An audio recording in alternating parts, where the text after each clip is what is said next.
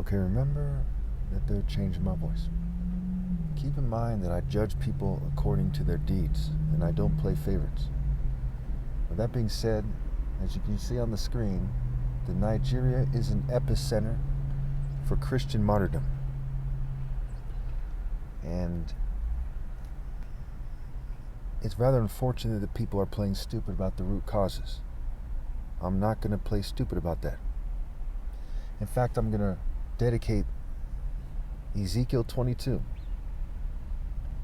to the Christians who have been martyred in Nigeria, who have been martyred in the past, in the recent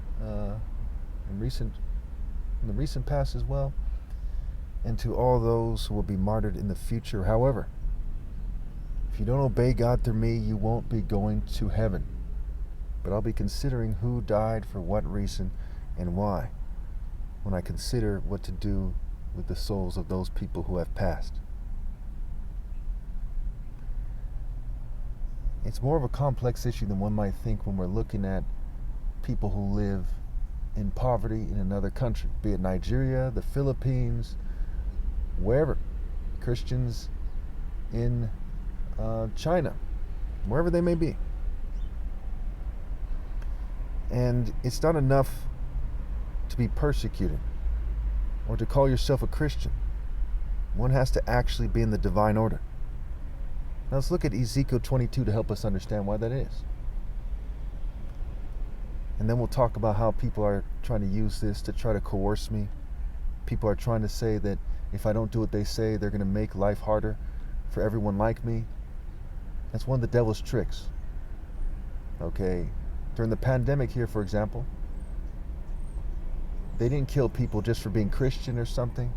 They kill people whether they're doing what they say or whether they're not doing what they say. And I'm the only one I know of that is not doing what they say. And I'm the only one doing God's work, the only one who's in a submission to God. But other people are trying to do something, and I factor that in terms of people who see themselves as monotheistic, people who see themselves as good people, whether or not they're monotheistic. I factor everything in. Ezekiel 22, judgment on Jerusalem's sins. The word of the Lord came to me, Son of man, will you judge her? Will you judge this city of bloodshed? Then confront her with all her detestable practices and say, this is what the sovereign Lord says. You city that brings on herself doom by shedding blood in her midst and defiles herself by making idols. You have become guilty because of the blood you have shed and have become defiled by the idols you have made. You have brought your days to a close, and the end of your years has come. Therefore I will make you an object of scorn to the nations and a laughingstock to all the countries. Those who are near and those who are far away will mock you, you infamous city full of turmoil. Now keep in mind, every nation in the world is being mocked right now. And they're all guilty of complicity with shedding blood. Shedding blood for the wrong reasons because they're not in the divine order. See how each of the princes of Israel who are in you uses his power to shed blood. In you they have treated father and mother with contempt. In you they have oppressed the foreigner and mistreated the fatherless and the widow. You have despised my holy things and desecrated my Sabbaths. In you are slanderers who are bent on shedding blood. In you are those who eat at the mountain shrines and commit lewd acts. In every nation in the world, including the current state of Israel, you see that complicity with that global system of shedding blood. People who call themselves nationalists are also actually just globalists dancing to their tune. I don't think I've ever met an actual patriot in my life. In you are those who dishonor their father's bed. In you are those who violate women during their period when they are ceremonially unclean. In you, one man commits a detestable offense with his neighbor's wife. Another shamefully defiles his daughter-in-law, and another violates his sister, his own father's daughter. In you are people who accept bribes to shed blood. You take interest and make a profit from the poor. You extort unjust gain from your neighbors, and you have forgotten me, declares the sovereign Lord. Every economic system on this planet, to some degree, is extorting unjust gain from people. The developed nations do it the most, period. And according to their deeds. according to whatever order that is. And certainly up there are Israel, America, and European nations, also many Asian nations. They've made themselves rich from playing Babylon's game and extorting the poor. And there's a lot of people in underdeveloped nations that would do the same thing. The world is full of greed and sickness. All the sexual immorality in its various forms. It's alluded to with these scriptures to some degree. So when you see these murders in Nigeria, to some degree they're about sexual control. They're about religious control. And you think when you look at the pyramid of injustice, who are the main people doing the wrong thing, right? It's America, it's Israel, it's Europe. Look at the history of wars and bloodshed and the surreptitious activities of the state. Do you think Nigerians have this massive intelligence community that's manipulating things all over the world? Or is it Israel and Europe and America and nations like that? They're allies. They have a network of idolaters. All their nations have come together to persecute me. Who among them protested? Who among them said, hey, this is not right? They just fell in line. Why? Because they're part of Babylon's system where terror and not righteousness determines their actions. And before you people say, hey, this is bad for America. First of all, I don't care if it's bad for America. I'm going to tell the truth. Secondly, both of your political parties have pointed out that the other party has been weaponizing the government for political reasons. So your government basically agrees like on one thing, so to speak, that the government is corrupt and evil and has been breaking the law for petty reasons, for political gain, for selfish reasons. And I absolutely hold developed nations accountable. I'm not the only one. On CBN, someone there said, hey, why won't the government do more? Why won't the people pressure the government? Proverbs 18:9, one who slackens his work is brother to one who destroys.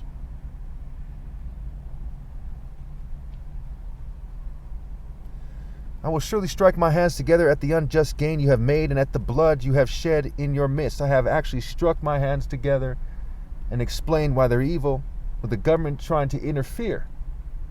Can't be clear enough on this.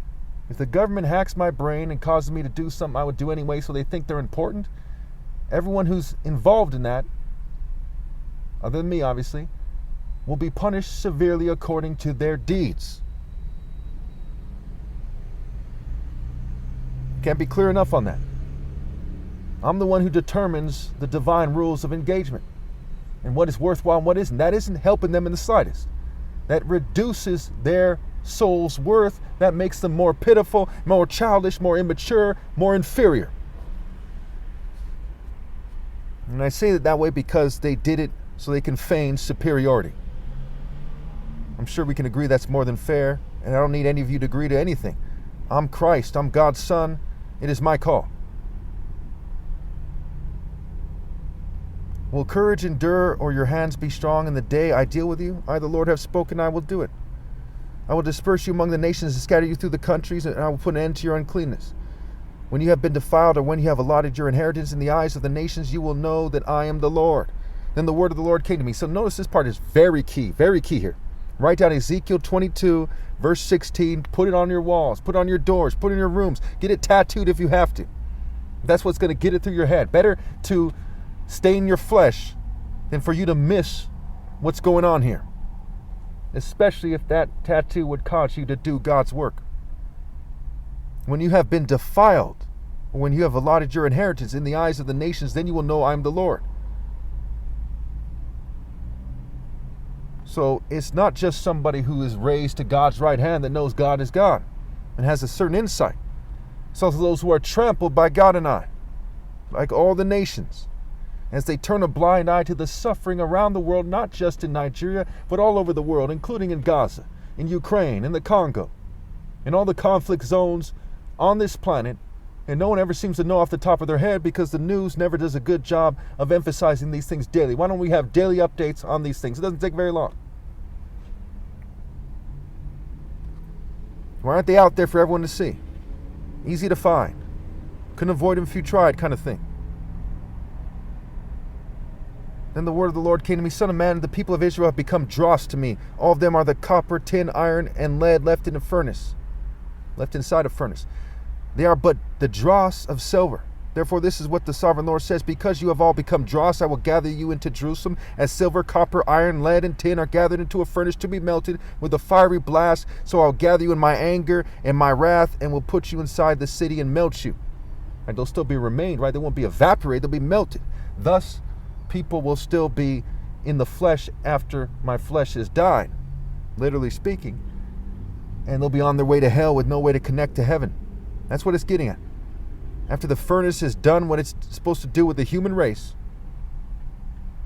everyone who rebelled, Jew and Gentile alike, will be left living a miserable, laughable, and sick life, but then being marshaled to hell. They might be hooked to a machine and feeling giddy, feeling, geeking or something. There's a reason why the word geeking is play on words for G-King, G being the earth deity Gaia. G is what the Romans called it. I think the Greeks called it Gaia, Gay, I, Alpha.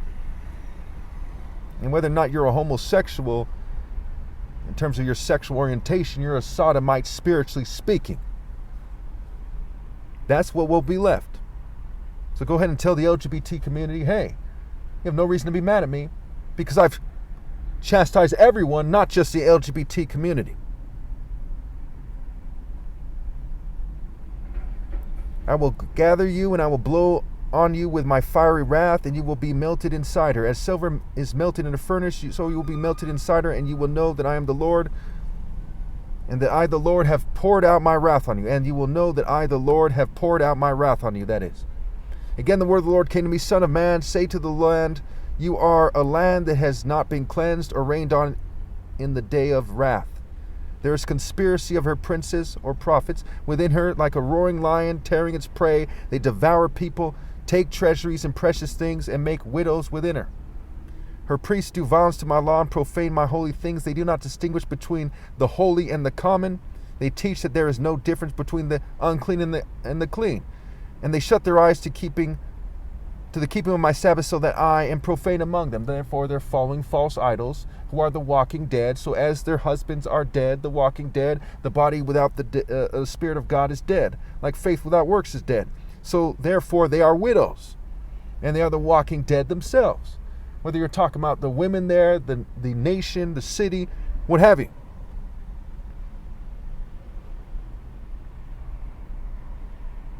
Her officials within her are like wolves tearing their prey. They shed blood and kill people to make unjust gain. Her prophets whitewash these deeds for them by false visions and lying divinations.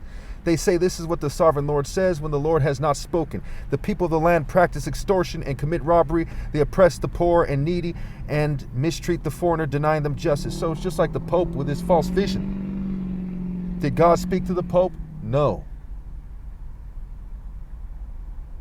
The Pope doing a basic assessment and putting it in a Luciferian way, like the Bible in the first place, where you have to kind of read between the lines in a way that most people can't do, so it's misleading the vast majority of people. Thus, Bible and Torah is a play on words for Harat. Another reason why you don't get a magic pass just for being a Christian, because your system is not the direct and clear-cut word of God. It's a riddle that's designed to give the state the upper hand when it comes to which path people choose. And therefore they follow the cult of the emperor, the mark of the beast, the boundaries of wickedness and injustice and chaos and desolation, and then they go to hell. The only chance they have of not suffering so much as they're denied heaven is scrambling to do the next best thing, but they won't get to heaven unless they obey God through me. Heaven is for those who obey God through me. As mankind split into many, many groups and split into more groups and more groups, they would either be with the true group that God has chosen, which to some degree is the Ebos in a sense, but it's only those who obey God through me.